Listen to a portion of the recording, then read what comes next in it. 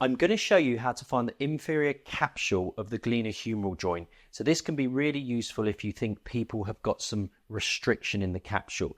Just ask the patient if they can, just to put their hand onto their side of their head. You can use a side lying position for this as well. And then what you're going to do is you're going to look for the humeral head, okay? So you're going right into the armpit. You do have to push quite hard, and then you can see there the humeral head, okay? And if anybody's used to scanning hips, just think of this as when you're measuring the anterior hip capsule. If we then just fishtail a little bit, we can see, and I'll freeze that, we can see the inferior capsule, and we can see whether there's any thickening there.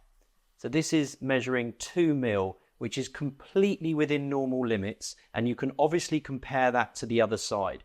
Did you find that video useful? If you did, don't worry, we've got loads more videos for you.